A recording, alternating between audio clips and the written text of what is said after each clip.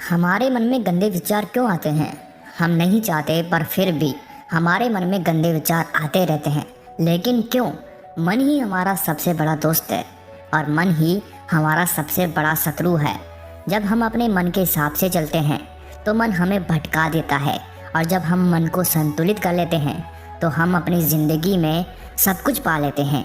हम हमारे मन में आने वाले गंदे विचारों को रोकने की कोशिश करते हैं, और जितना हम हमारे अंदर प्रवेश करते जाते हैं, आप जिस चीज़ से जितना दूर भागोगे उतना ही वो चीज़ आपको अपने पास लाएगी। इसीलिए उस चीज़ से भागो मत, उस पर संतुलन कायम करो। एक बार एक युवक गौतम बुद्ध के पास आया और गौतम बुद्ध से बोला कि हे बुद्ध, मेरे मन में इतने गंदे विचार क्यों आते हैं? मैं नहीं चाहता कि मेरे मन में गंदे विचार आए, पर मेरे मन में हमेशा काम वासना के विचार चलते रहते हैं और मैं इनके बारे में सोच सोच कर बहुत परेशान हूँ। मेरी ऊर्जा और समय ये सब सोचने में ही नष्ट हो जाता है, और इन सब के विचारों की वजह से मैं कभी भी शांत नहीं रह पाता और मैं हमेशा ही स्त्रियों को देखकर मोहित हो जाता हूँ, अपने आप को रोक ही नहीं पाता। बुद्ध मुस्कुराए और उन्होंने उस युवक से पूछा, क्या तुम्हें पता है ये काम वासना होती क्या है? फिर लड़के ने उत्तर दिया और कहा, बुद्ध, मैं ये तो नहीं जानता कि काम वासना होती क्या है, पर हाँ, ये जो भी है बहुत बुरी चीज़ है। फिर बुद्ध ने उस युवक से कहा कि सबसे पहले तो तुम्हें ये समझना है कि प्राकृतिक रूप से जो भी चीज़ें हमारे अंदर है वो बुरी नहीं है। हमारे जीवन में उसकी कुछ ना कुछ ज़रूरत है। वासना कोई बुरी बात नहीं है, ये तो हमारे मन की एक भावना है जो हमें किसी न किसी चीज़ की कमी का एहसास करवाती है, और फिर हम उस चीज़ को पाने के लिए उस चीज़ की तरफ आकर्षित हो जाते हैं।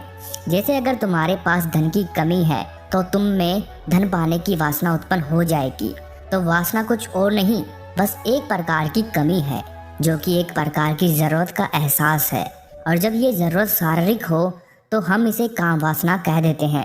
युवक ने गौतम बुद्ध को कहा कि बुद्ध, मुझे काम वासना का मतलब तो समझ में आ गया, पर आप मुझे ये बताइए कि ये आती कहाँ से है, कैसे आती है ये?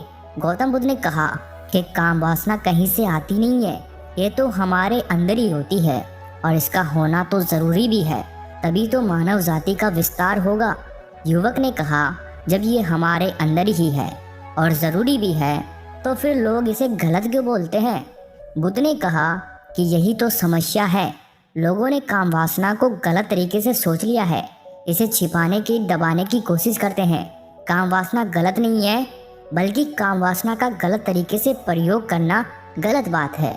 लोग जिससे प्रेम करते हैं बस उसी के लिए जीने लग जाते हैं, उसे पाना ही अपना लक्ष्य बना लेते हैं और उसी के बारे में हमेशा सोचते रहते हैं, पर यह सब गलत है।